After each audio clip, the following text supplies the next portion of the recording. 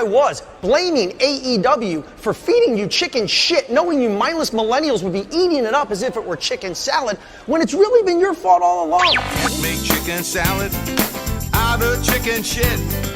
People is as people does, that's all there is to it. Put a square peg in a round hole, just never seems to fit. And you can't make chicken salad out of chicken shit. Welcome to Making Chicken Salad, the Wrestle Radio Australia podcast where we talk about everything going on around the world of wrestling. I'm Lachlan Albert, and I am joined by the best manager ever, Todd Eastman. Todd, how you doing, mate? I'm good, mate. I'm good.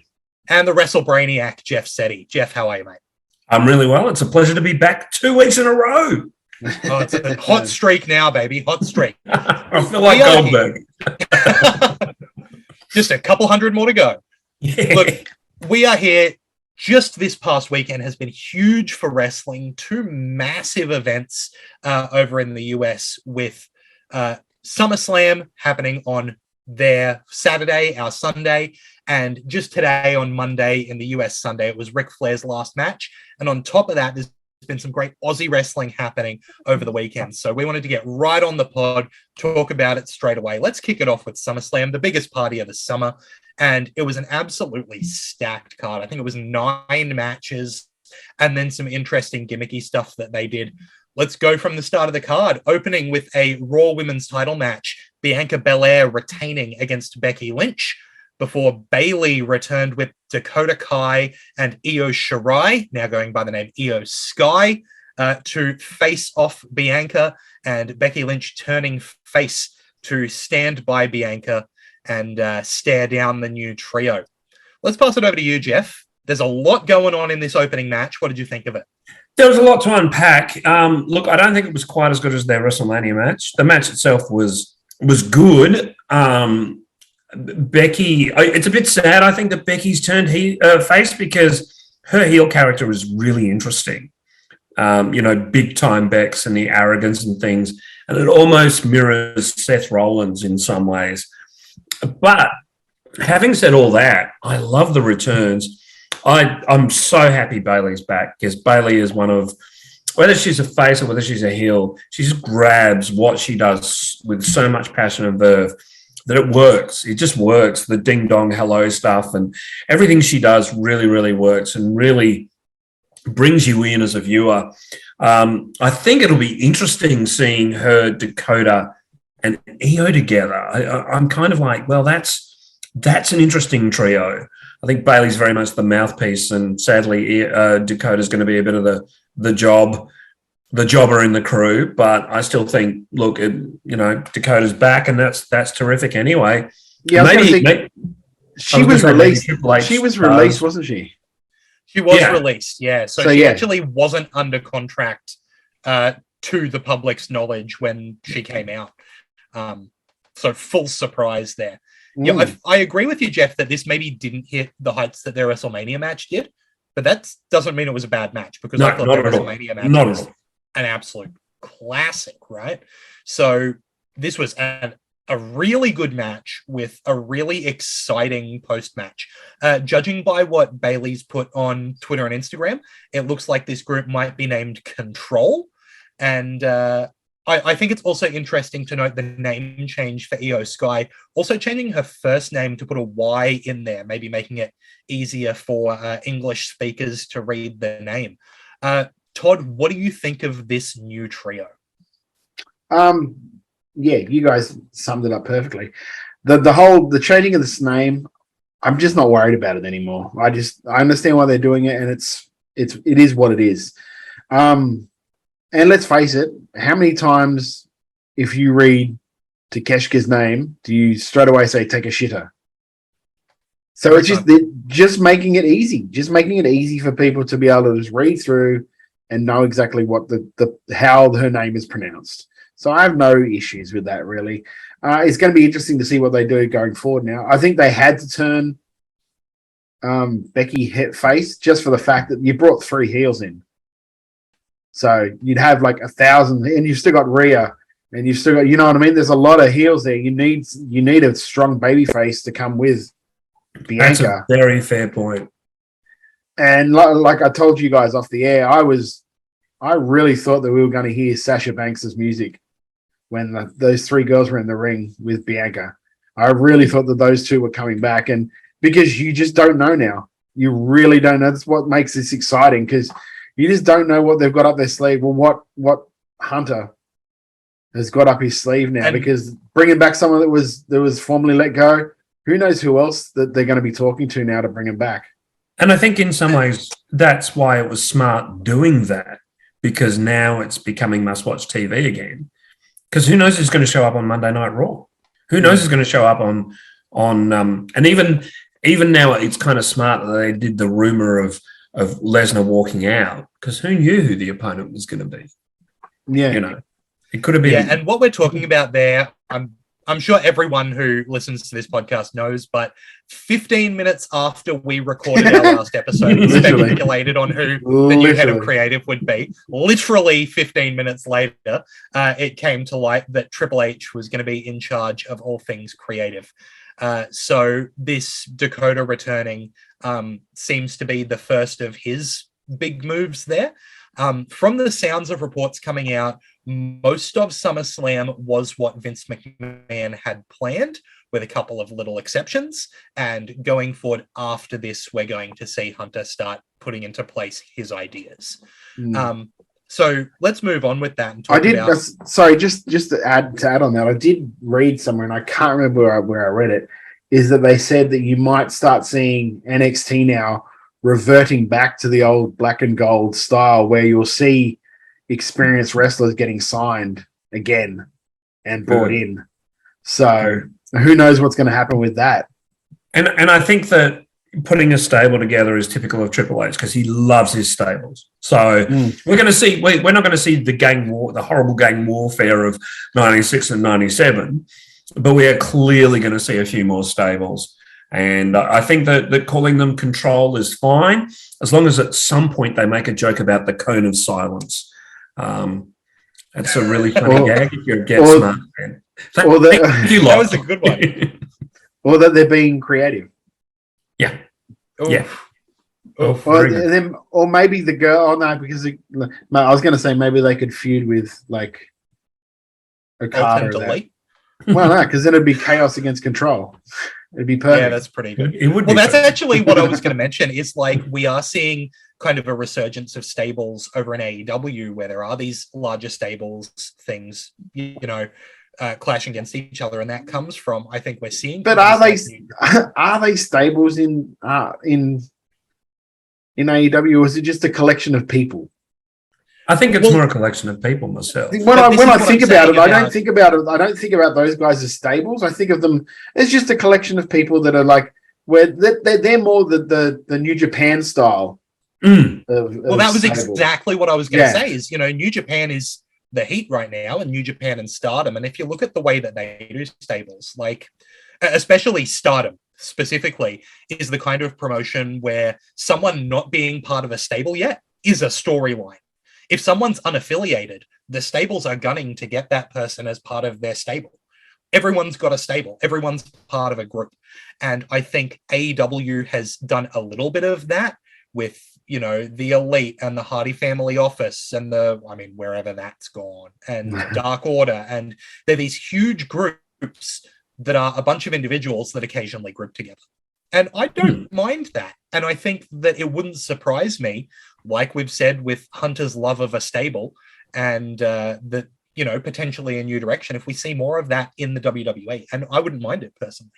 See, I prefer, if you're going to have a stable together, there'd be a reason that stable's together, to like help each other, to like, especially a heel stable. That's the whole idea of a heel stable, is that you're always working in the whole like strength in numbers. You're not just facing one person. There's always the other people ready to jump in. Where I don't really see that so much. A little bit really with Jericho's thing, but with the others, I never really saw it. Like when they did Pinnacle, that really wasn't, that could have been so much better than what they did with it. I agree with you there. I think the Blackpool Combat Club has a little bit of that as well, particularly with the dynamic between Moxley and Kingston. But I largely agree with you. I'm willing to wait and see what happens over the next couple of weeks with Control. Yeah. Specifically, who they attack, who they go after.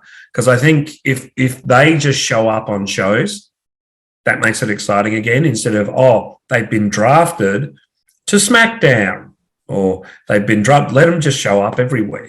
I think that they're maybe just doing away with that exclusivity thing. It seems that way anyway, because people just seem to show up on each show. Being that now the champions just are on both shows, I think they're just sort of bleeding the lines now, where eventually you're not going to have that.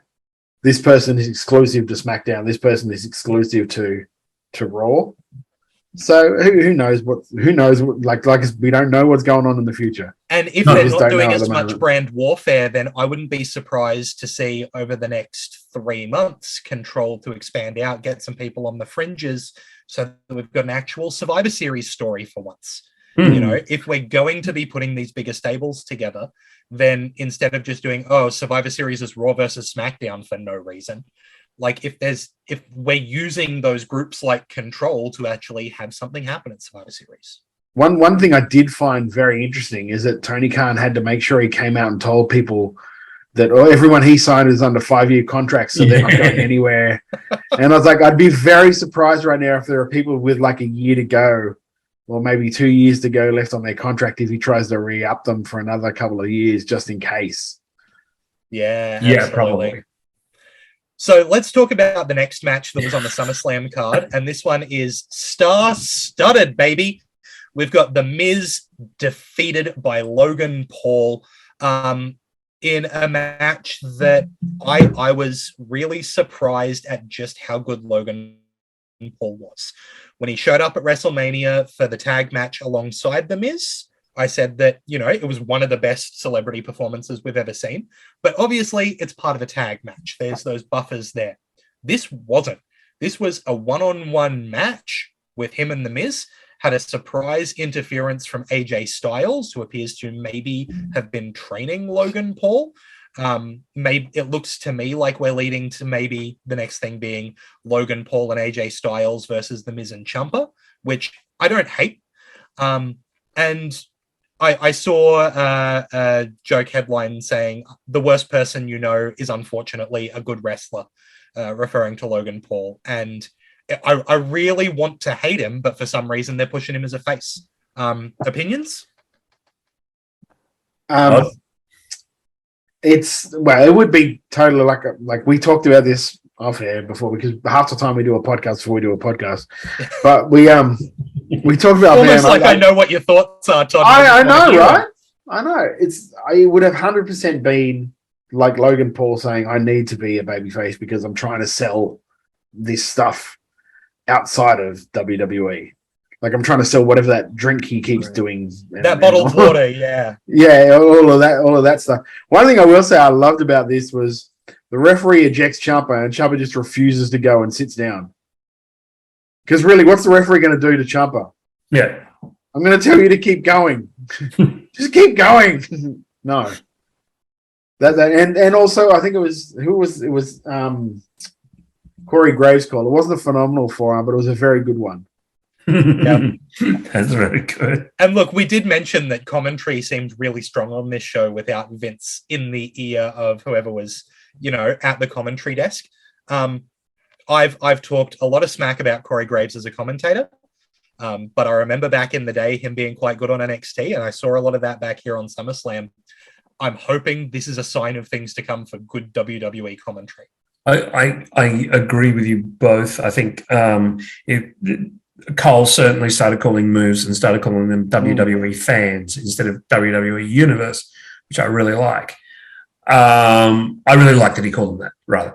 But I thoroughly enjoyed the match. Seeing AJ come out, and he clearly, if he is training him, he's being trained by one of the best, so that's fine. But I wanted to boo Logan Paul because he is a horrible person. So it's that I want to boo him so bad. It's that thing of, I think that he's doing this to sell stuff, but Ronda's. I'm not a fan of Ronda Rousey as a person, but she was smart enough to read the room and go, well, these people want to boo me. I'll give them a reason to. And I'm hoping that they do the same with Logan Paul. But that was the thing. Logan Paul got that at WrestleMania when he showed up the first time, right? He was doing the Three Amigos and he was doing the Guerrero shimmy. So clearly he gets being a heel. So it's frustrating to me that he's such a natural, and yet because of those outside interests, we're shoehorning him into being something that doesn't quite work. Yeah. But I mean, I think you might see as it goes on, there might be a change, but who knows? I think it's what it is right now. Like traditionally in wrestling, slightly pulling back the curtain, but hell no, the curtain's been pulled back that far already that everyone knows what the deal is. You're the one really revealing it here, Todd. Yeah, for sure. First one ever. Traditionally, when you come in as a rookie, you should be a babyface because the heel is generally the general of the match. Of course. Because they control the heat. It's just easier to be a babyface and be a rookie because your job is basically to sell until it's time to do your comeback. Yep. So that could be a very good reason why they're doing it as well. Is like, look, all you have to do is listen to Miz. He'll talk you through it. It's all going to be fine. Like, you just sell your ass off, and then when it's time, hit all your spots. So that could be another reason why that he is a babyface to start with. The only thing I didn't like about the match itself was him using the Miz's finisher, because I thought he should come up with his own. It's a bit cheap. There's a cheapness to it. He used two other people's finishes because he used the phenomenal forearm and then he used the skull crushing finale, right? So it's like what? And in the last match that he was in, he used the frog splash. Yeah. So like, what is his moveset? I can tell you exactly who Logan Paul is. I've just worked it out. He's Eugene 2022. Right? You heard it here first. And we all know how much I love Eugene. He did have a 6 satin jacket, so yeah, it was good. Look, speaking of baby faces, how is Bobby Lashley 46 years old? That man does not look a day over 30. Incredible. It's ridiculous. It's the Pharrell. He's got the Pharrell about him. He's got the Pharrell. Look, the next match was Bobby Lashley defending his United States title successfully against Theory, the Money in the Bank holder. I wasn't invested in this match. Well, either of you guys? No, I wasn't. I've got to say, I loved the finishing sequence. The whole he does the roll in to do the jump, and he jumped up into a gorilla press. Caught straight into I thought it was really, really good. I think they're still trying to jam Theory down people's throats at the moment, and it's not working. But I can see what they're thinking with him because I mean the guy looks like John Cena bloody 20 years ago. Well, interestingly enough, this is since he's won the Money in the Bank briefcase on pay-per-views and Raw, he has not won a match. I'm very concerned about that. Which is traditional with every Money in the Bank winner, really. So since he's won it, he's 0-8. So 8 is a lot. 8 is a hell of a lot. He's jobbed in tag matches. So I think he's going to get the belt. I think this is going to result in him getting a belt, unless Triple H just goes, no. Yeah, but see, I can't see because of the way they've pretty much unified these belts, there's no way where you can really do it and have not be palatable. Yeah. That's a word I'd use for it. Because what would you do? Would you finally have Cody beat Reigns and then have Thing cash straight afterwards and take it off him? Because he's not equipped to carry that storyline. Like he's not. I don't think he's believable to beat the top guys in the organization at the moment. Do you know who he is? He is Miz when he got his first world championship. Yes, he is. Absolutely, he is. That's how I see him. I mean, I think he's a better worker than Miz, 100%. But in terms of the way the crowd see him, the way, like, I think he needs a mouthpiece because I don't think he gets over that well with his. Look, as much as I don't care about Theory, I also remember watching him in Evolve and seeing him be pretty damn good there. And I think, when we look at Triple H, we know Triple H is a guy that watched the independent scene and took guys from there based on the promise he saw. I'm sure Triple H was watching Theory and Evolve, and he knows how much that guy carried that company a little bit for a while there. Very true. But like being in Evolve and doing shows every like month is a lot different than being in WWE and being on twice a week on TV For to sure. a national audience or international audience. Well, let's talk about someone who knows what it's like being in the WWE. Edge returning to the company at the end of the Mysterios versus Judgment Day. Mysterios beating Finn Balor and Damian Priest with the assistance of, looks like a Brood Edge again, rising from the fire. What do you think of this one, guys? I really liked the pacing of the match. I did not like Edge coming out and taking approximately 3 minutes to get to the ring. Seriously, I mean, it's not his fault. The entryway is very, very long. Too long. But they could have done a Edge coming through the audience a la his original entrance. They set up a whole thing for him. They could have set it up halfway down the ramp. Yeah. Nobody would have been paying attention because there would have been a match on. No, I agree. So I found that a bit frustrating. Lovely to see the Brood entrance, though. Really nice. He looks great. I think that he's going to be the rated R superstar again, but coming out with a Brood entrance. So it's kind of a cross bastardization of a lot of stuff he's done. Yeah. I don't know if you'll see that entrance every time or if that was just him arriving entrance. Yeah, good point. But like I like they cut his hair short, but this time they cut it. He'd let the sides grow out a bit, so it was all sort of like a normal haircut now. And gone with the red now instead of the purple and black, and like I don't mind it. It's Edge. It's Edge. I don't love when a heel gets attacked by other heels, so they're a face now, just because they don't like other bad guys. That always kind of rubs me a little bit the wrong way. Like, I know that Edge has history with Ray, but just because he doesn't like Finn and Damian and Rhea at the moment, I don't see that as reason enough for him to align with good guys after we saw what we saw from him for a couple of months there when he was forming Judgment Day. That's me being picky. That's me being very picky, because also it's Edge, right? People love Edge. But yeah, if I'm going to be picky about it, if I'm going to be more picky about it, I just don't think that Dominic Mysterio is up to this level of performance yet. I think Finn and Damian got a great match out of him. Oh, great is relative. They got a good match out of him.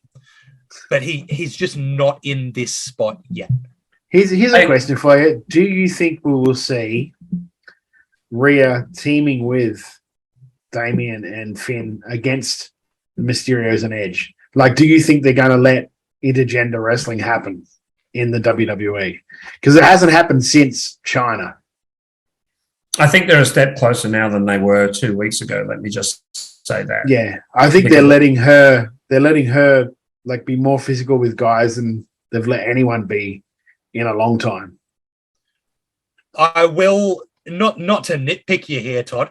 Actually, there's been 2 women enter the Royal Rumble since China. Yes, Beth Phoenix and Vince. No, Beth Phoenix. Vince. Beth Phoenix and Nia Jax. Nia Jax both entered the Royal Rumble. Yeah. And Karma did. So there you go. Look, it's not something that never happens, but obviously they've been very careful with it. And the women very carefully who they're putting in that position. Is Rhea the kind of person who fits that mold? To me, absolutely. Woman's built like a tank. She looks amazing.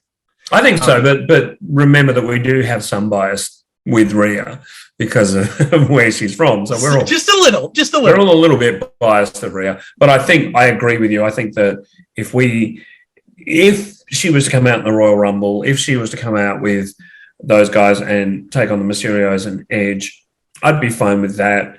If it's the Mysterios and Aaliyah, I'm less fine with it because you've already got Dominic out there who's green as goose shit. Don't put Aaliyah out as well, who's probably even greener than goose shit, as green as Kermit. Yeah, fully agree. The one thing I will say that I have noticed in the last is like every time that they attack Like they grabbed Dominic and just pulled him out of the room, and then they attack Ray, right? Every time they attack Ray, Dominic always just seems to be walking away to let it just happen, if that makes sense. Like I think it was like Balor and Damien came in this way, and so Dominic followed them that way for Rhea to come in on the side. Yeah. And there was no one holding Dominic back. He could have just turned around and went straight for. Yeah. And it never really happened. You know what I mean? There's all seeds sort of being planted, I think, still. I will say that I would have liked Judgment Day to actually win the match because they're a new stable and they should be trying to keep them strong. Yeah. But I think right now in WWE, none of that's a consideration. They just don't care. But I also think that Edge and the Mysterios are the kind of people who can take a big loss to a stable like Judgment Day in the climactic match of the feud and still come out the other side okay. Whereas if you do it the other way around and you have Judgment Day beat these legends a couple of times, but then when it really counts, the legends get the win, I don't think that's as effective to build the new. Okay. Do you think it's a fact at the moment? Well, not a fact. Do you think it's a thing at the moment where Hunter's just looking at it, look, we just need to get through this and then we can start doing what we want to do? Yep. Let's just get through this, and then this is what Vince wanted. Let's not just go completely blowing everything up straight away. Let's work to what he wants to do, and then as soon as it's okay, this is where he was up to. All right, now it's mine. Yeah. And I think that the moment we will really see it is the Raw after WrestleMania, right? Because at this point, Vince has some of those longer term plans that go through to WrestleMania. I'm sure he's got. I don't think he does, mate. Because this year we were hearing reports that Vince was taking pictures for WrestleMania up to 2 weeks before the show. He was really thinking about flying down and coming onto WrestleMania right before WrestleMania happened. Yeah, he really wanted to be there. Yeah, he was taking pictures for my show. Look, we hear that stuff all the time. I think that this may be me being naive. I don't think that's true in a company the size of the WWE. Do I think things change the day of an episode of Raw? Yes. Do I think that 6 months out, Vince knows what he wants to do for Mania? Yes. I don't. I think he does. I think he has wanted Rock and Romans at WrestleMania. I think Cody is the backup. But this is exactly what I'm saying. We can't get Rock. We'll throw Cody into that role. This is exactly what I'm saying. That's a plan for WrestleMania that could be in place right now. Yeah. Right? I'm not saying every match on the WrestleMania card is booked, but I'm saying there's ideas of what WrestleMania will shape up to look like. I just think that he'll go with Lesnar Reigns again. I don't think he will because they made a very big deal of it being the last time. Let's hope. And now somebody else is in charge. I think it's well, you said the last time, so we can't really do this again. Let's put Brock up against somebody else going into it. If we have Brock, let's use him to elevate maybe Lashley. Yeah, that's what I was going to say. I'd love to see. You know what I mean? Something Brock like Lashley. That. Yeah, because Brock clearly doesn't mind losing. He doesn't. I think over the years watching him, I think if he likes the person, he'll do a hell of a lot for him. What he did for Daniel Bryan, Finn Balor, and AJ Styles was just phenomenal. Yeah, and you can tell he did not like Dean Ambrose. Oh yeah. I think it is wholly and solely depending on if he likes the person. If he likes the person, he's like, all right, cool, we'll do this, we'll do this, we'll do that. If he doesn't like the person, he's like, I'm going to suplex the shit out of you. I'm going to F5 you a few times and we're going home. Yeah. Yeah. And you could absolutely look. Let's talk more about that exact interaction when it comes to that match because I've got more to say about that. There's a very cool GIF going around, but yes. Oh yeah, that's what I'm going to talk about. But let's talk about a match that I thought was much less impressive, though still had its good qualities. Pat McAfee and Happy Corbin. Pat McAfee won because. Obviously, the only man he loses to is Vince McMahon. And they really built a story around the fact that Pat McAfee and Happy Corbin were roommates when they were playing for the NFL in the early days. Yeah, the Todd, did this Indianapolis match Colts. do anything for you? I like Pat McAfee, so I liked it. I'm Sorry. I'm on the fence about it, and I'm probably the only one, but I like Baron Corbin. I think Baron Corbin has done a lot of stuff that they've just put in front of him, and he's gone, sure. And then they blame him for the fact that ratings are screwed, and he's just gone, sure. He's clearly happy having a job. He clearly enjoys being a wrestler. He's very good at being a heel. But there was something missing on this. There was something that just didn't click, whether it was a clash of styles, whether they didn't work it out enough. I'm not sure, but it just didn't quite sit for me. Do you know what it was? Because the build was very, yeah. It was just him coming out for no reason and attacking McAfee. Yeah. Again and again and again. And then McAfee never got a little hit in before. If they'd let McAfee get a little bit in at one time, there might have been a bit more heat going into it. But you pretty much knew at the start that's like McAfee's going to win this because he's been getting his ass kicked for the last thing. There was never like a, well, it could go either way here because McAfee's had a little bit, Happy Corbin's had a little bit. Here's a question for you boys. Do you think Corbin has ever been given a good storyline? Ever? Can you think of one? Yeah, honestly, he was getting over with that being broke thing. Yeah. He was getting over with it. That's not the question. Do you think it was a good storyline? I do. Well, he got over with it, so it's a good storyline. I do. No, it was shithouse, and he made magic with it. Him and his can of beans was one of the funniest things I've ever seen. Yeah, and that's not because it's good. Are you think that he did it, or do you think they said this is what we want you to do? I think he did it. I think he's brilliant. I am so on the Corbin train. Yeah, Here's the thing. You can't always say everything that was brilliant must have been the wrestler's idea, and everything that was shit must have been WWE's idea, because you don't know. No, that's absolutely true. I think he has made a lot out of what he's been given. Yes. I think that when he's given a storyline, he thinks about it and sees the best in it and exploits that. And for that's why I'm a fan of the guy. That's why I think he's really good. Is he shoved down our throats too much? Absolutely. We can't miss you if you don't go away.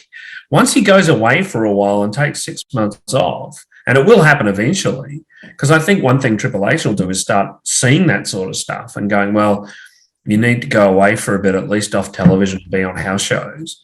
People will be quite happy with that. I don't think he'll ever be a face because he won't work, but great heel. Well, I mean, when he first came in, he was. That lone wolf character was a face character. No, but as Scott Hall said in NXT, he was there for a while. Yeah, he was a squash match heel. But as Scott Hall said once, you're going to be turned heel because people are going to realize exactly what and who you are. And Baron Corbin went, yeah, I hope so. Yeah, that's true. But yeah, look, my interpretation was that that lone wolf gimmick was, let's show you not wrestling matches on the original NXT. That's a heel gimmick. That's designed to make that crowd hate you. Yeah, but they didn't until Bull Dempsey. Once Bull Dempsey came along, they started to hate him. Bull Dempsey was his third opponent? Really? Oh, shit. Maybe Bull Dempsey was right near the start. Like this. Anyway, we're getting carried away on a Happy Corbin train here. And I'll talk about how much I pop for Deep Six every time all day. But we've got to move on to a good match. And that was the Usos versus the Street Profits for the tag titles. The match was good because it was the Usos versus the Street Profits. It was never going to be a bad match. No, never. I was, as good as this match was, I was a little disappointed by it because we've seen the same teams have a better match. Yep. And that's disappointing to me. But what I thought I might have gotten from this match was just the tiniest hint of a heel turn from Montez Ford. I think that's what they're building towards is... Well, didn't you think that was at the end? There was a bit of a tease. Yeah, there was. Yeah. With him looking dejected at his partner for getting pinned and him screaming at the ref to count faster after a 2 count. And it's not enough that the Street Profits are going to come out next week and Montez Ford's going to be a heel. But it was enough to go, when's he going to turn on Angelo Dawkins? See, here's the thing. Than just him being a breakout star. I think that they're teasing it to go the other way. I think that they're teasing it that Dawkins is going to turn on him. Because if you notice during that commentary, they said that Angelo's getting a little bit sick and tired of being told that he's not the guy in that tag team and that it's Montez. He wants to constantly they kept saying he wants to prove himself that he isn't the second fiddle to Montez in that. And to me, that tells me they're starting to sow something where he will turn on Montez to say, look, I'm just as good as you. Guys, I hate to tell you, but right here I've got next week's script. Montez comes out on the KO show and throws Angelo through a barbershop window. Don't know how that happens. No, I think the nice thing about where they're going with this is both are realistic propositions. I personally think Ford will make a better heel. I think Ford is a cocky, arrogant, because he's incredible. So make him, do the strut, make him that young Shawn Michaels type character. And also he's married to Bianca Belair, so they can play on that. You know, they're not in an unsavory manner, but they can just kind of, have him going, look at my wife, much hotter than all of your wives, that sort of shit. I think he's got heel written all over him. Yeah. And I also think that I agree with you, Todd, and I noticed that commentary call, but I think that it makes sense to build a feud where, regardless of who's the heel and who's the face, both of the people involved have a reason to want to beat the other guy up, right? Angelo Dawkins can be a good guy and be sick of being told that Montez Ford was going to be the breakout star and want a piece of him for that. And that he can be a face at the same time. Two things can be true. That's where I hope it's going. And I mean, the reason they're talking about Montez Ford being pegged as a breakout star is because it's been happening nonstop. I've been doing it on this podcast. I've been talking about his frog splash for months. I've been telling everybody that will listen to me that Montez Ford is going to be world champion Monday, and it's going to be believable and wonderful. Yeah, look, we've got a couple of matches to go on SummerSlam. There's still plenty to talk about. If you want to be involved in the conversation, you can. Hit us up on social media. You can follow us at WrestleRadio AU on Twitter and Instagram, and you can search Facebook for WrestleRadio Australia and tell us what you think of what's going on. We've got more of SummerSlam and more around the world of wrestling to talk about right after this. The Bro Day Pod. You know who else is that guy? Oh. You know what that guy does? That guy sits in the middle and uses both armrests. Oh, full spread. Full spread. That's that guy. Okay. That's that guy. Right. If you take a plane, right? If you're in a plane, don't take a plane. If you're in a plane... don't take a plane. Bro, and you're in the middle and you use both, you are scum. You are scum. You don't get those armrests. Wait. Come on. I'm a little with you. Wait, what? No, the middle guy definitely gets those armrests. Both of them? Yes. Full spread? Yes. I don't know, man. No, okay, sorry. No, because I saw a meme about this. I retract everything I just said. I'm flopping right now. Follow Bro Day No Plan B podcast on Stitcher, Spotify, YouTube, or anywhere you get your podcasts. Welcome back to Making Chicken Salad. We've got some more stuff on SummerSlam to talk about. And the next thing wasn't even a match. There was originally scheduled to be a match between Riddle and Seth Rollins, but due to an injury sustained to Riddle of his spine due to a stomp from Rollins, that match could not go ahead. However, Riddle showed up out of the crowd, jumped in the ring, called out Seth. Seth ran out. They had a brawl, ended with another stomp. It's a way to continue the feud without putting a 10th match onto a SummerSlam card, which, look, I'm happy about. The fact that this was continuing the feud in under 5 minutes, great. Love it. Todd, what did you think of it? They were obviously they were doing a lot of stuff to set up that, was it King of the Castle or whatever it was called? And Clash at the Castle, yeah. Clash at the Air. They did a lot of stuff to try and set that up because they had the whole thing with Drew coming out for no reason and cutting the promo. during the night as well as doing this, because obviously that's a good match. And if they're not doing a massive card for that, having that show on that card would be really good. So I mean, yeah, I have no problem with it. I did what it had to do. Yeah, I kind of agree with you. I think that Seth is really one of the most interesting people in the WWE right now. His outfits are just incredible. His mic work is getting better and better, and I still go back to coming out in polka dots for the Hell in a Cell match was just one of the funniest things I've ever seen. Well, I just broke coming out as Shield, Seth. Yeah, where he's matching against Roman. Yeah, he's clearly, he and whoever he's talking with is clearly got one finger on taking the piss. And I really liked, as you both said, I really liked that they just continued the storyline. And it's an easy way to do it. Was Riddle really injured? I'm not sure, but who cares? I don't think so, but I'm, again, happier that this was a 2-minute spot because he's quote unquote injured. Yeah. And then they can do it properly at Clash of the Castle rather than this being a 10-match show. Yeah. Right? Agreed. So moving on, we had 2 more title matches after that. First off was a SmackDown women's title match with Liv Morgan defending against Ronda Rousey. This match ended with a little bit of an unsure ending. Liv Morgan in an armbar from Rousey, rolls her up so if shoulders are on the mat. As the ref counts 2 on the pin, Liv starts tapping on the leg. Ref counts 3, declares Liv the winner. So Liv wins, retains the title.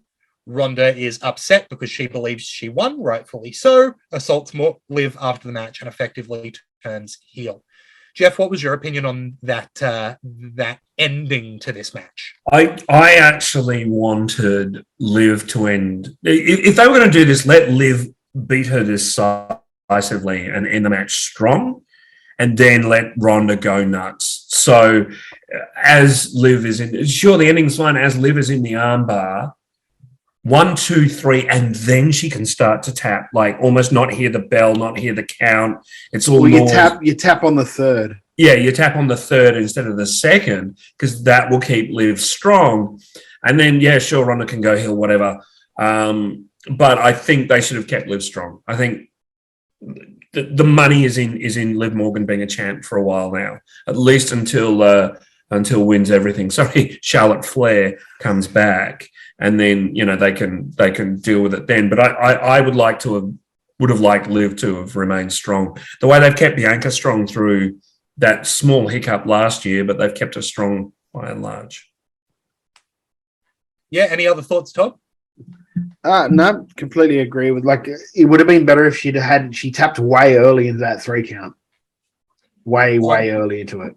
I'm honestly wondering if she thought the 2 was the 3.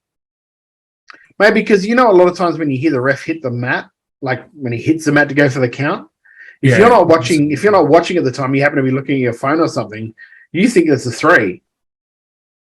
Yeah. So that wouldn't surprise me at all. Because she couldn't see where she was because her head's like the other way. So who knows if that's what it was? She was meant to tap on like 3 and just tapped early, or who knows? But yeah, Liv needed to be. If this was the finish, this is what the finish was going to be, she probably should have got more offense in before that.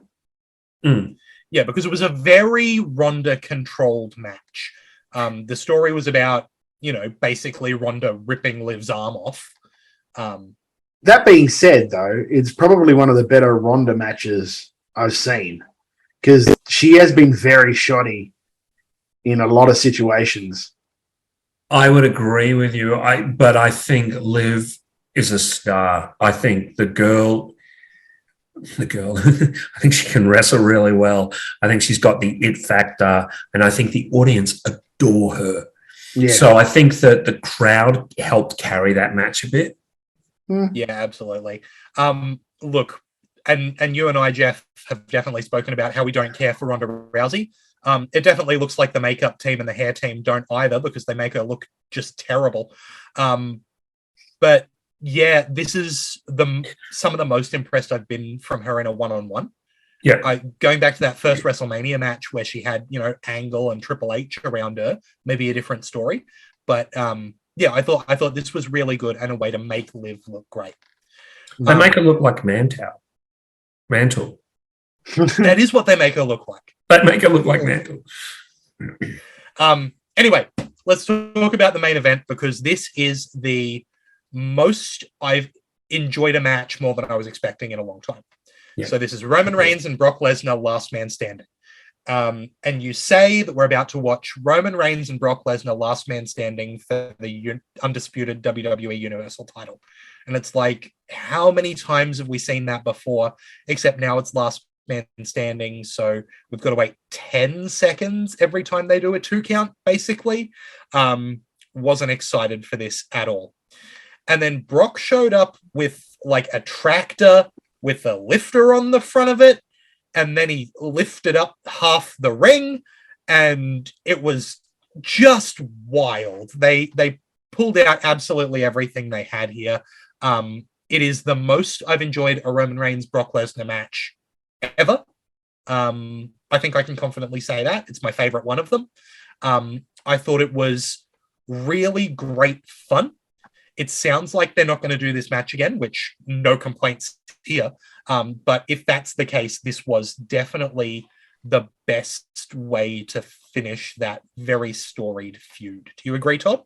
I will say Roman got the most out of that ring tip bump that I think anyone could have. He made sure he got himself into the furthest corner up, the highest he could, just to get the most bump out of it, to roll and roll and roll and roll out of the ring. Yeah, I love that. I thought that was so good the way they did it. And it was definitely something that we hadn't seen before. We hadn't seen for a long time, since like Steve Austin had came down and hit the ring with, I think it was against The Rock. He hit the ring with the Ute, and then they all dropped because he basically shoved the Ute a good foot, and shoved the ring a good foot when he hit it. It was that sort of feeling when it first happened. And then he did the ring intro from the bucket. And then, like, I don't know if you've seen it, but there's a GIF going around of where he does it. He did his announcement and threw the mic. And Roman just caught it as smooth as fuck and sort of went like this. No, he winked. He gave him a wink. It was a full wink. It was a wink. Yeah. Look at the wink. That was so, it was sort of like, yeah, I'm fucking good. I did that. I love that. It was such a good match. So, because it could have been just WrestleMania matches again, 1,000 fucking Germans. But no, they had their working boots on. I think there was something I watched. I was watching somebody recapping it, and this was the longest match that Brock has had in, I think it was like 2 years or something. So they put a lot of it. They put a lot into it. I loved it. Simply put, I loved it because it was silly, and at its heart and at its best, wrestling is fun when it's silly. And the three of us are talking like school kids because that's what it made us feel like. And I think that is something that we don't get all the time. And it was nice. It was silly. Heyman was note perfect. Whenever Brock came near him, he started going, "Oh, it's all about you, Brock. It's all about you." And then he'd get help from Reigns and go, "It's all about you, Chief." I love the bit. Is take the belts. Leave my tribal chief alone. Take the belts. Just take them and go. Leave. So funny. So funny. Has Heyman ever not been perfect? He is so good. Oh, he is. He's brilliant. I thought the Usos did their role really well. I adore the Bloodline. There is one small thing I wanted in that match, and he was nowhere else. I wanted Sami Zayn to walk out with the Bloodline because he's still trying to do the whole, I'm part of you guys. I'm your little white, I'm your little white faced buddy. I'm your little, good guy buddy. Hey. And I think that there's so much comedy in that. And even if Brock could have F5'd the shit out of him and everyone would have popped for it, but it could have been funny. But that's small, and that's a very small criticism aside. I agree with you, Lachlan. I think it's the best Brock Roman match I've ever seen, and probably the best SummerSlam main event since the four-way with Joe. When Theory's music hit, did you go, "Oh fuck no, please don't"? Yeah. Yep. Yeah. And then Theory came out and went to hit Brock with the briefcase, and he just got beat. Yeah. He got beat down, and he couldn't cash in. Yeah. Great. Yeah. And I loved Brock grabbing the mic, going, "You shut up," grabbing the mic and doing his own reintroduction. I thought he's clearly working as a babyface, which as recently as 3 years ago, I could have never seen, but he's clearly having a ball. No, if I'd have told you 3 years ago that Brock Lesnar is going to be a check shirt wearing cowboy gimmick, what would you have said to me? I probably would have just gone, "Oh, go to hell. He's the MMA guy." Yeah. You know, that's his gimmick. He's an MMA guy. Yeah. He wears the Jimmy John's pants. Yeah. It's obviously they've said, look, just go and be yourself now. Yeah. Just be you. And we caught glimpses of Brock being really funny. Like on the Austin show, he was really fun. His matches with Taker, the two of them were clearly when Taker wasn't concussed, they were clearly having a great old time of it. So when he had the Money in the Bank and he came out like it was a boombox. Yeah, brilliant. Just and great. then when he said the bit where he didn't know that he had a year to cash it in. Yeah, and he went after Heyman. How you not tell me this? Yeah. I mean, he's clearly having the time of his life. And it's nice to see. They're also, the fact that he's not champion is kind of refreshing for a bit. Because absolutely, he's believable as champ. And it's kind of nice that I'm enjoying Roman doing the record breaking, the really long run. I think he's brilliant. Yeah. The only thing that not that I don't like about it, the only thing about it is, like, they're doing this whole thing in Wales where they've obviously got Drew there because he's a United Kingdom guy, Scottish guy. Yeah, you could not put money on Drew to win that match. Like, everyone knows he's not winning that match, which makes it a hard sell to start with. It's a hard sell, but I don't. How much have we seen Drew Roman? It's not been something that we've seen too much of. So the interest is there. You know, but I agree with you. He's not going to. No, I'm guessing it's just all going to depend on what they do here going forward with the build. If they still have Drew every week fighting Sheamus and like Little Pete Dunne and that every week, then it's just going to be flat as a bowl of piss. Yeah. But if they somehow start working here where the Bloodline decides to go after him and try and nobble him before the show, we might get something a little interesting out of it. Who knows? We just don't know what's coming up. I would like to see, and maybe it's because Sami Zayn is one of my favorites, but I'd like to see Roman say, "Okay, you can fight me, but I've got one more thing for you to do. You've got to go through all these guys." And he puts out Sami Zayn and Jay and Jimmy, and finds one more, and then we're at a week before the show, and you've got to beat the Bloodline, and he thinks he's just got to go through the Usos, and then Roman's like, "No, so you got one more," and then Sami comes out. Yeah, that's fun. That's a fun way to do it. So that's kind of what I'd do. But look, I think it's going to be a fun show anyway, and it depends what else is there. I'm wondering if we see a little less silliness from Sami Zayn now with Triple H in charge. I wonder if Trips wants his Steen Generico WrestleMania match that goes all the way. You know what I mean? And I wonder if we start seeing some of those characters that are a little silly get a bit more serious. Hang on. There is no proof, right, that Sami Zayn is El Generico. I've heard. No. Sorry. Good friends. That's all I've heard. I just meant a match of that quality. Okay, fair. Yep, yeah. Okay. I wasn't implying anything. No, because clearly they're not the same person. No, got it. I've got to keep the kayfabe. I would love to see them get 25 minutes at a WrestleMania. I think it'll be off the charts great. I think Sammy's current conspiracy theory character could be a face as well. You could have fun with him being a face. He's so much fun. He is. He's great. And his the Stone Cold TV show is great with him. If you've not watched it, it's I haven't had a chance to watch that yet. Yeah, it's really good. Strongly recommended. So overall, like, closing thoughts on SummerSlam. Again, I thought that there was a lot that I wasn't particularly excited for on this show. I looked at 9 matches and there was a handful of them that I was excited for. And overall, I had a really fun time watching this show. The only thing I would change is I would change the 2 women's matches. So I'd open with Ronda Liv, and then I'd put the fact that Bailey's out and all these, because that lifts the crowd before the main event. Yeah, but like the way that ended with Liv and Rondi. Rondy. Yeah, Rondi. The way that ended, it doesn't start the show off with a bang, whereas that did. True. That started the show off with like, holy shit, this is what happened in the first match with Bailey and Dakota Kai and coming. What's going to happen for the rest of this thing now? More Rondi. More Rondi. Smart ass. Yeah, but yeah, a great show. Like top to bottom, a great show. Really enjoyed it.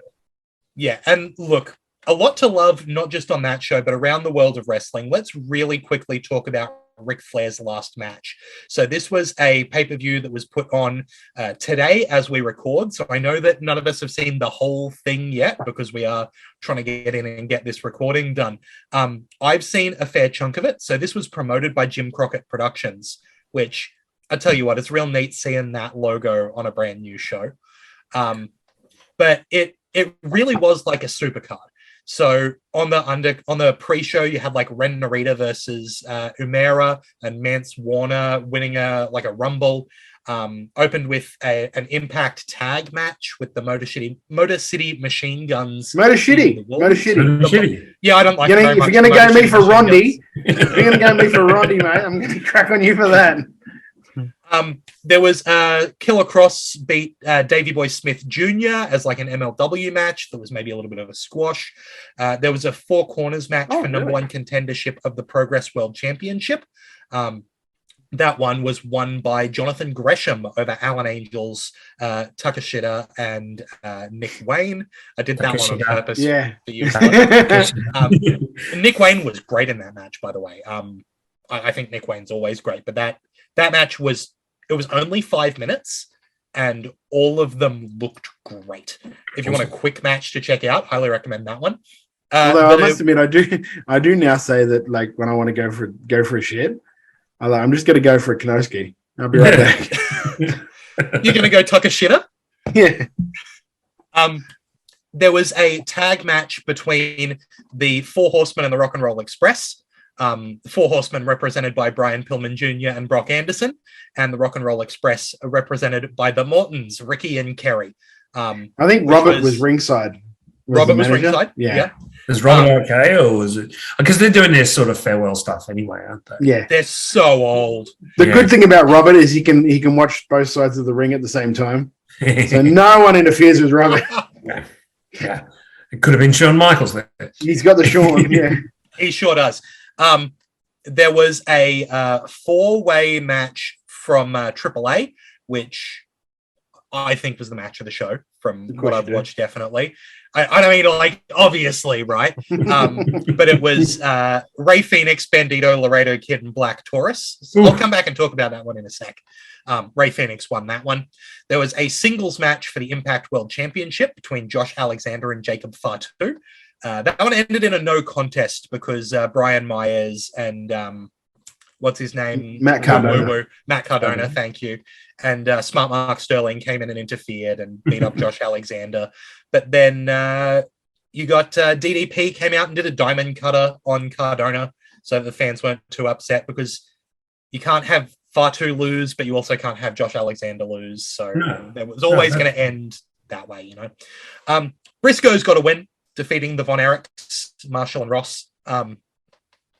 It's always good to see the Briscoes. They've got star power, right?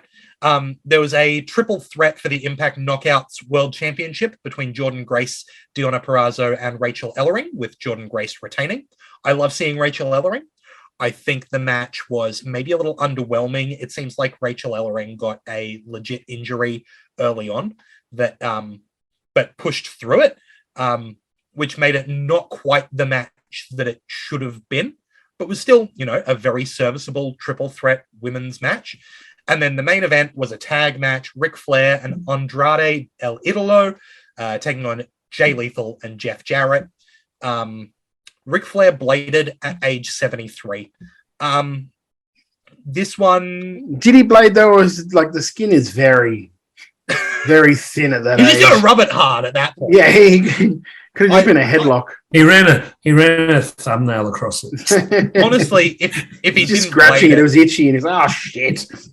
if he didn't blade, he did a good job of hard way, I'll tell you that. Because it was everywhere. And I didn't have fun watching a 73-year-old man just bleed. Wasn't for me. He's definitely not in ring shape. He's just too old. I put it in the same boat as Vince taking a stunner earlier on this year at WrestleMania. That's exactly what it was. As in, it's a curiosity you want to see, but you'd rather not watch it more than once. Thing is, like, I've never seen it, but I want to watch, because I know back in the day, Luthez wrestled when he was like 80 or 70 something against, I want to say Massachano, Wow. but I'm not sure. I would like to see that just to see how he moved, because Thez was always in really good shape. Well, I He think wrestled a different style too. Wasn't Bockwinkel, and not quite as old, but an AWA champion into about his 60s. No, He I was don't very think old. so. I thought he was quite old when he was AWA champion, but still, I'll have a look. I think he was old. I don't think he was in his 60s. Those guys just looked old, younger. back yeah, then. probably. I mean, look at, like, Arn hasn't really aged in 40 years because he looked that old when he was in his 30s. Yeah, well, 20s, he looked like he was. Yeah. Yeah, look, I think the match was fine for what it was. Look, it sounds interesting. Yeah, I wouldn't say to anyone don't watch it, because it's definitely like mostly a celebration of Ric Flair's career, which is great. Ric Flair is probably the greatest to ever do it. It's hard to argue that he's not, right? And having a whole lot of people get together and celebrate that, and having a little bit of a supercard to go with it, can't hurt. Standout performer of the show was Black Taurus in this four-way AAA match. It was really funny to me because on commentary was David Crockett, and David Crockett had very clearly never seen any AAA work before. And he was just overjoyed. Like, he was just having so much fun with it. And Black Taurus really, I have a thing with Black Taurus where, and this is me, showing my lucha side. When Black Taurus is working for AAA, his job is to catch guys, and he knows he's the best at catching guys, so he doesn't have to do anything else because he knows he's got a job tomorrow. So he just catches guys, right? Yeah. And then he gets on a show like Ric Flair's last match, and he thinks to himself, if I do all my moves here, people will buy my shirts. And then he comes out and shows that he's one of the best workers in the goddamn world. Dude is double the size of any of these other luchadors, and he's doing corkscrew tope suicidas. It's ballistic. There was a moment where it looked like Bandito almost died doing did a suicida through the ropes, caught his feet on the ropes, started tilting down so his head was going straight into the floor. Taurus catches him inches from disaster, and they turn it into a code red on the floor. Amazing. Incredible stuff. It's that lucha candy style of match that I know some people, they go, it's too much, it makes me feel sick. To me, so delicious. I love it. I love this style of match. I know that it's a lot, I know, but I love it. It was the second longest match on the card. The only longer match was the main event. Yeah. And like the main event was the longest by far. Main event was like 27 minutes and this match was like 12, right? Yeah. But I think that this is a really fun match and really worth seeking out. Just for clearance, Nick Bockwinkel was 52 in his last reign. 52. That's still very old to have as your world. Still very old. Have In that. today's wrestling. Oh, even back then. Not in today's wrestling. Oh, not in To be today. champion? To be the champ, though? How old was Goldberg? Oh, Goldberg wasn't really champion. Anyway, He wasn't wrestling matches, Todd. Yeah, he was just doing the Goldberg thing. That's a good point. Now, look, while we're talking about matches that have happened this weekend, it's great to talk about all this good stuff that happened overseas. But Geoff, I happen to know that you managed to get a Renegades of Wrestling show in. Yeah, I'll just quickly go through what we saw. We opened with the three-way with Em and the Kid versus Murdoch versus Jarvis. This is really good, your high-flying Air Force 3 style match. Lots of flippy flops. Murdoch with his good ground and pound. Jarvis is a heel. He's such a heel. And Em and the Kid, Murdoch was accompanied by Aisha. Interestingly enough, Em at the end sort of brought them together as a heel stable. And that was very interesting and very cool. That was followed up by a very short match, Tali versus Charlie Rose. And Tali just rolled right through her, which is a bit of a shame. Then we come to the big lad slapping big meat, Gore versus Robbie Thorpe.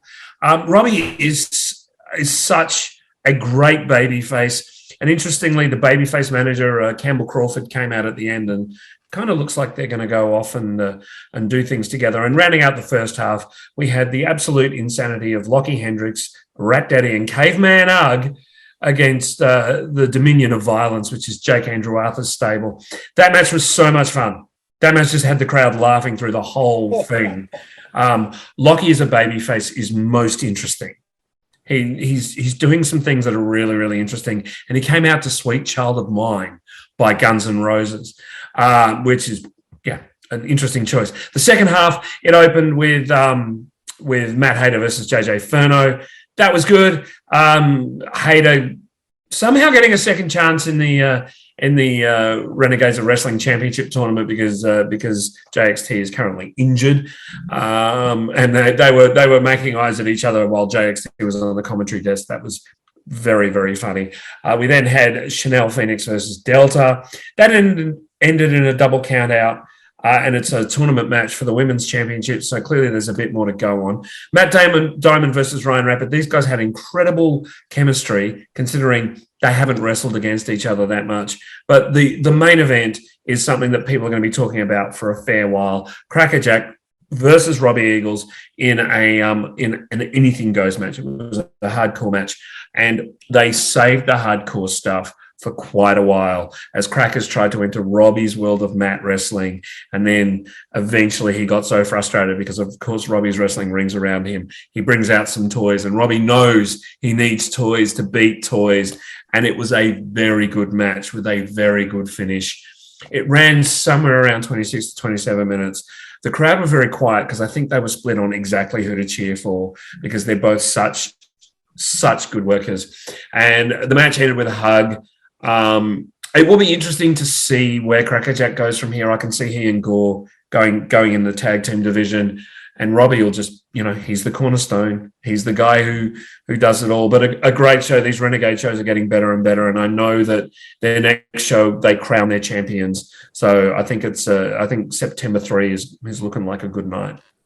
And not only does it sound like they're great shows to go and see, they're on Fight Plus. If you've got Fight Plus, there's a little bit of delay. I think this show, Rebellion, is going to be up there in 2 weeks' time, just so that they can edit it and put it together. But if you've got Fight Plus, you can go and watch it. You can go and watch the last show, Uprising, now. You can just go and watch a 2-hour show of great Aussie wrestling. It's a no-brainer. I'm so excited for it to go live so I can watch it, because unfortunately, can't make the trip down to Melbourne just for a Renegade show at this point. But if I could, man, those cards are so stacked that I would. Guys, I got a couch. The pair of you can sleep on the couch if you want. Hey, don't start saying things, because I'll hit you up on it. He always wants to be the big spoon, and I don't play that. but in all seriousness, these shows are fun. They're like the MCW shows used to be when the same crew were in charge, and it feels warm and lovely, a bit more adult than the current MCW product, which is appealing, obviously, to a lot of people. And it's great to see Crackers wrestling again, having fun again, and clearly he's in okay shape. So, it's good to see. Yeah, he's in okay shape. Yeah. No. In terms of he's not concussed. He's yeah. He's not dying just yet. Yeah. But I look forward to September 3, and obviously I'll keep you guys updated on that one as well. Excellent. Please do. Look, there's so much great and not so great wrestling going around the world. So let's take it home. Let's talk about what our chicken salad and chicken shit was for this past week or so. Look, for me, I know I kind of just spoke about it, but my chicken shit is just watching old man Ric Flair get beat up. He didn't look like he was quite there for part of the match. There was a moment where like they were going to do a brass knuckles spot, and you kind of had Andrade sliding brass knuckles onto Ric's hand, and he kind of clearly didn't know where he was or what he was supposed to be doing. And that's a little bit sad. I don't mean that to take away from what the match was on the whole, because it wasn't bad, right? But it just, to me, I think honestly, what my chicken shit is that Ric Flair's had his last match and it wasn't WrestleMania 24, because it was such a perfect send-off. And I love everything they did on this show, but it just feels like we had a perfect ending for Rick, and now we've got another ending that's not so perfect. You know, they had to make Shrek the Third on this bad boy when we were happy with Shrek 2. And that's a little disappointing to me. You like that comparison there, Todd? I didn't mind it. Yeah, that was pretty good. We don't want Shrek the Fourth. We don't want Shrek. Yeah, that's exactly right. God, there's going to be so many Shrek movies out right now. My chicken salad for the week is I could have put it up a little while ago, actually, but I didn't. Just because I didn't say it when it happened, but now I've gone and watched it for a third time. I think it's my match of the year, and it's Takeshita versus Speedball Mike Bailey. Oh wow! You thought I was going to say FTR. I did watch that for a third time as well, and it's between the two, honestly. Mike Bailey versus Takeshita was for West Coast Pro. Tiny little crowd. It's on YouTube. Go search for it. It's like 25 minutes, including entrance. Put it up on our Twitter if you want. I'll put the link up. Yeah, we'll put it up on Twitter, because the match it's unbelievable. We all know how good Takeshita is, because he's working everywhere at the moment, and he is really showing off that he is one of the best in the world. And Mike Bailey, Speedball Mike Bailey he's great. I don't know how he is not absolutely on top of the world right now, because every time he steps in the ring, he makes the ridiculous look effortless. And so you get this incredible thing where Takeshita looks insanely powerful because of how fast they're both moving and how wide he looks and how many flips Mike Bailey does off every clothesline. And look, again, this falls to my taste a little bit. It is maybe a little overdone for some people. It's definitely not, the kind of match that FTR like to have with the no flips, just fists. There's lots of, he gets spun out, but he lands on his feet, and then he hits this, and he lands on his feet, and he hits this. But it's just like eating dessert. I love it. I love it so much. Oh, I think it's really, really good. Check it out on the Wrestle Radio Australia Twitter. That's at Wrestle Radio AU. There's going to be a link to that. It's brilliant. My chicken shit, sadly, is the AEW commentary team, especially whenever Jericho's in there, because it's just shouting down the microphone for 2 hours. It was shown again, and I sadly need to put JR in there as well, in that little bit of chicken shit too, because I think JR...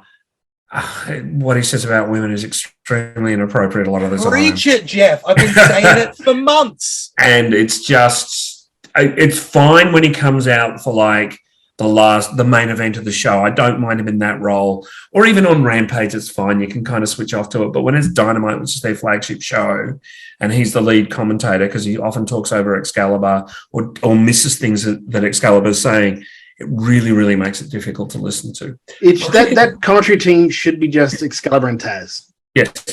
Yep. Yeah. And occasionally Tony, because I'm fine with Tony coming out and doing stuff occasionally. He reeks of shill to me. Yeah. I get it. He feels fine to me. Like, I agree. I think the right team is Taz and Excalibur, but I have a soft spot. I like JR for the fact that when he sees something he thinks is shit on there, it's not hard to tell that he thinks it's shit, and he's trying to just go, yep, well, that was interesting. Sort of like... But that bit I like because I'm like, me at home, I'm doing the same thing. I'm like, that was shit. And he goes, oh, that was interesting, wasn't it? My chicken salad is a really, really small one. The first bit of chicken salad, I got two. The first bit of chicken salad. Just before you go on, Geoff, I want to fully agree with you on that because I think that the fact that, look, I've been saying that I don't like AW commentary and specifically JR. He brings gravitas, but for a long time I've been saying he's not a fit for the product. And You're when oldest. we were just talking about talking about how much fun the SummerSlam commentary was, and then last episode we were talking about like how damn good Riccaboni is on commentary, right? Like there is so much good commentary going around. To have subpar commentary, just it doesn't work for me. No, I agree. My chicken salad is two things, and I'm the first one is really, really quick. Sheamus put a tweet out doing the thumb thing with Cesaro across the way with the Ring of Honor, and he just said, he is not reaching the bar, he is the bar. And that just choked me up a little bit because I love their tag team. I thought they were fun and really good and really hard hitting. And the other piece of chicken salad was Hobbs, Ricky Stark's interaction in Dynamite this week, because you never saw it coming. There were no hints, and it was note perfect. I think Starks is going to make a great baby face. I think Hobbs is going to be a psychopathic, big, kick-ass heel, and I think it's terrific. I think the Junglesaurus thing didn't really hold, but I think Hobbs being a kick-ass heel and coming after titles and just being a complete bastard is going to be amazing. Give him a mouthpiece. Don't let him say anything. Don't make it Taz. Make it someone else. But yeah, I think even bring Arn out and make him the mouthpiece. That'd be great. Why wouldn't you just put Stokely with him? Stokely would be fine. Stokely would be fantastic. Stokely would be better than fine. I love Stokely. Even Smart Mark Sterling would be great. So, you've got lots of options for him, but I think that to kick it off that way, that you never saw coming.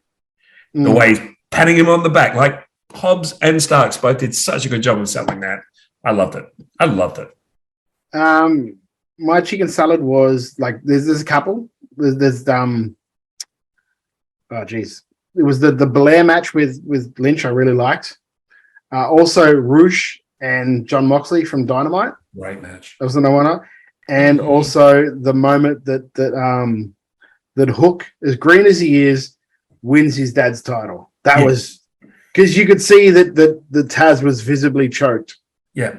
When it happened. So that was a really good one. I only have one chicken shit off the top of my head, and it was the main event from that show, Thunder Rosa and Miyu Yamashita. That was absolutely terrible. That wasn't the main. Sorry, Danielson Garcia was the main. Oh, sorry, it was too. Yeah, sorry, that was when I fell asleep. No, you're right. You are right. But that was an absolutely terrible match. It was, I don't know if there was a language barrier or there was points in that match where Thunder Rosa was lying there waiting for her to do something and almost going like this, like, come on. And just, it was like, I like wrestling I know that nowadays people walk through all their shit over and over again. And so they get it picked, the word perfect. And this is where it goes wrong, because if somebody forgets something, and they can't just add lib on it, they're fucked. And this is what I saw in a lot of points in this match. Well, especially as we had such good matches at SummerSlam. Like, particularly, as you said, Becky and Bianca was tremendous. Just great. Beautiful. And look, just to build on what you're saying there, Todd, like Geoff mentioned, that wasn't the main event. The main event, I believe, was the only match on that show that didn't have a champion in it. Yep. Either a title defense or someone who held a title, which, means that the titles are really important on a show where they've introduced 3 new belts, because there's trios titles now. But I do, and we should go for them. I'm serious. I'll ring Tony and I'll tell him we're going for it. But I do think this now is kicking off the Bryan Danielson, and I'm saying this getting choked up, but it's kicking off the Bryan Danielson farewell tour, because he did the job clean out of the gate. And I think he's going to just do the job for a bunch of people over the next 12 to 18 months. And then he'll probably hang it up and coach and train and be a guy. I think you might be right, but I also think that we got to live through maybe the greatest in-ring performer of all time doing it. So, well, since Flair, yes, since Flair, absolutely, and he's certainly one of my favorite wrestlers. Yeah, I mean, he didn't lose cleanly. Like Jake Hager interfered going into it, but I do get what you're saying, and like good of him to put over a guy like Garcia, who is obviously the future. It's not someone that he's just like jobbing for and like carry kick pads. No, he's like, you know what I mean? It's fucking, it's a dude that's actually got a massive future. Someone who he said when he did cut that promo about wanting to form that Blackpool Combat Club that he would like in his stable. Someone he would like to work with, and that's in essence what he's doing here. He's working with the guy. And don't forget that he is someone who has always got one eye on doing the job at the right time.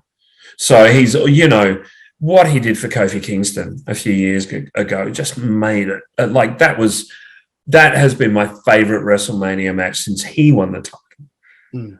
I would That's like my him favorite, to do like pre-match promo since he won the title. Yeah, they used Monster again. Come on.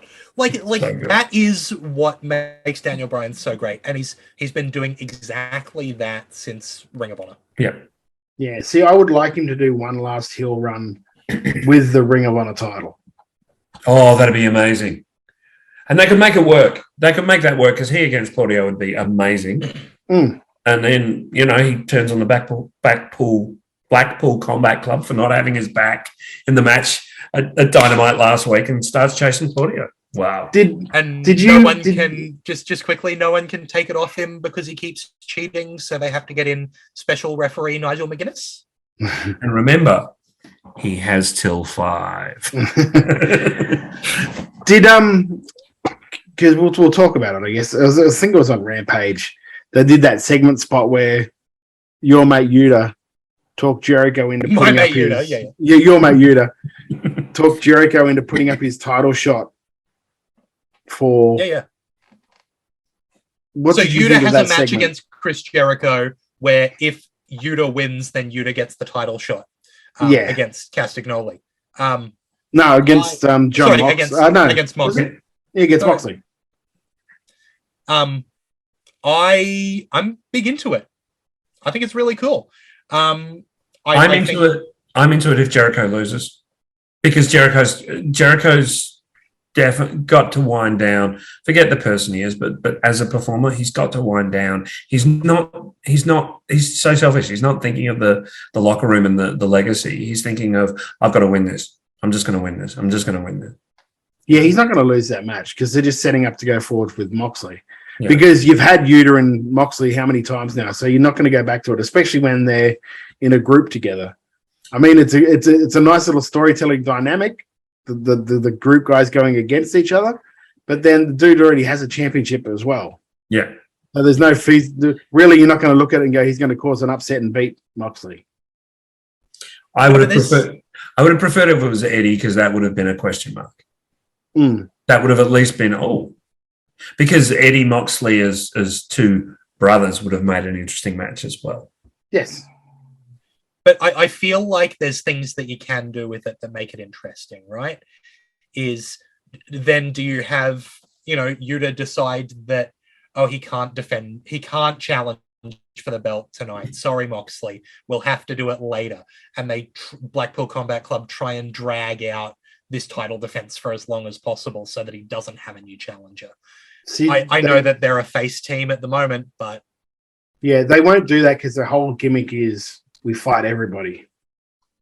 Yeah. So it would be against the gimmick to do that. What do you guys think? Like, I know we're a ways out. Oh, are we a ways out? I'm not sure. From All Out. What do you think is going to be the main event for All Out? Is Punk back by then? Or is Omega back by then? Or I think it might be Omega Moxley. But are they going to have Omega go over? And then I don't think they will. I think Moxley's going to keep a hold on that belt until Punk's back, because there's money in a Punk Moxley match, especially. There's also money in a Punk Omega match, really. Oh, absolutely. But the money in the Punk Moxley match can also play into the fact that Punk can come back and be angry and can do the whole, you are nothing more than a fucking alcoholic. You're pathetic. And imagine the heel heat he gets if he comes out and shakes Moxley's hand and then just calls him an alcoholic. Just be brilliant. Especially because Moxley's conquered it. So, interesting. Look, it's a month away at this point. We're recording on. Oh, is that all? Jesus. Yeah, we're recording on the 1st of August. It's on the 4th of September. Yeah. So it's coming, right? I don't know how much this says. They've gone ahead and put Punk on the poster. Okay. Well, it's in Chicago, though, isn't it? It is in Chicago. Then you put him on the poster. He's Even if he's there to show sign up fucking regardless, autographs, you right? put him on the poster. Well, I mean, at worst, he can commentate the main event. At worst, Yeah. he can come out and commentate the main event. But if it's not Punk, is there an all-out main event that they have that they can heat up in 34 days? Well, I mean, considering their relationships with other companies, yes. Yeah, Yes. that's fair. Considering they're particularly New Japan, I mean, G1's over by then. Everyone's kind of on a break. You get Okada over, Okada Moxley. Shut up and take my money. But would New Japan do that? Because that's essentially burning one of their matches, being the Moxley's under a New Japan contract as well, isn't he? Yeah, but right now he's not going anywhere. And also, how much is the crossover into Japan? The crossover internationally is big, but how many people in New Japan are actually aware of AEW outside of Lance Archer's appearance in the G1? But how many people outside of like hardcore AEW fans know Okada? What percentage of AEW fans are hardcore AEW fans? Yeah. About 85 to 90. Yeah, exactly. Yeah. I'm just saying. I mean, I think most of the hardcore AEW fans would know who Okada is. Like, I was at an end. Of course they will. That's what I'm saying. Like, you put those two on a poster, and only wrestling fans are going to know who they are. Oh, yeah. Yeah. Sure, but how many eyes are you getting from outside the AEW sphere anyway? Right? I may be wrong. I don't think people are buying a show with CM Punk on it without knowing what AEW is. With CM Punk on it, I think they might be, because it's Punk. If you put Punk and Danielson on a cover, that's going to sell tickets. Do you think there's people who know Punk and Danielson who don't know Okada? I don't think there's that many. Maybe the main event. Of course there is. Oh, sorry, outside of WWE. Maybe the main event's going to be Danielson and Moxley. And we've seen it before in the WWE, and we saw it like a month ago, a couple of pay-per-views ago, and it was amazing. But imagine that for the title. I mean, there's so many ways they can go. They're very, very. But they haven't got a lot of time to do it. That's the thing. No, that is biggest for their biggest pay-per-view of the year. They're essentially what their WrestleMania. They don't really have a main event, and we're 6 weeks out. Sure, I agree, but AEW is very, very good at heating people quickly. Yeah, look, there's a lot of unknowns going into this show. Obviously, we're, like we said, 34 days out. And currently the only thing we know is there's going to be a match for those new Trios Championships. So, look, if you want to keep up with what's going on, if you want to learn what's on the card, there's one great way to do it. It's to follow Wrestle Radio Australia, baby. You can follow us on Stitcher, Spotify, YouTube, Apple Podcasts, wherever you get your podcasts. Search for Wrestle Radio Australia, hit subscribe. It's free, keeps you up to date on everything we're doing. If you are on Apple Podcasts, by the way, you can give us a 5-star review. That's amazing, helps us get in more ears, really helps us out. The socials, follow us at Wrestle Radio AU on Twitter and Instagram. Search Facebook for Wrestle Radio Australia, find us there, slap that like button, and you'll be able to interact with us and tell us what you think about what's going on in the world of wrestling. If you really love what we're doing, you want to wear some merch, head on over to Redbubble, search for Wrestle Radio Australia. You'll find some on there with the proceeds not going to the three of us douchebags, going to really good charities like Gotcha for Life and Beyond Blue. Great charities supporting mental health, especially men's mental health here in Australia. Geoff, WrestleBrania, tell us where to follow you, mate. We're on Twitter, we're on Instagram, we're on Facebook. Just look for us. It's the cartoon of Austin and The Rock. So you'll find us. And Sydney, keep your eyes peeled. Todd, you're at Beast Eastman? Yes, Beast Eastman, and on Insta at, I think it's Todd Eastman _BME. Brilliant. Got anything else to push while we're here? No, just got Wide Bay this weekend. Usually I'll be up, I hope you'll be up there. I'm going to ring announcer. Featuring Shota of it's DDT got Pro. Shota Suzuki from DDT Pro. Redshaw from Riot City Wrestling is coming up as well. He's great. Very entertaining, Redshaw. There's going to be a triple threat tag match that'll be really good. My boys Top Tier against Broday against Dick Storm, which is they are three of the best tag teams in Queensland at the moment. So I'm really excited to see what those boys do. And it's going to be under the Lucha rules. So it's going to be a pleasure to call that match. I cannot wait. Yeah, it doesn't have to be. So I was really looking forward to that when I first heard it was booked. Look, if you want some scalding hot wrestling takes and some ice cold board game takes, you can follow me at Lachlan Albert on Twitter as well. Look, all is said and done. This has been Making Chicken Salad. It's always fun to do it with Todd and Geoff. So that's been Todd Eastman and Geoff Setti. I've been Lachlan Albert. Till next time, have a good one.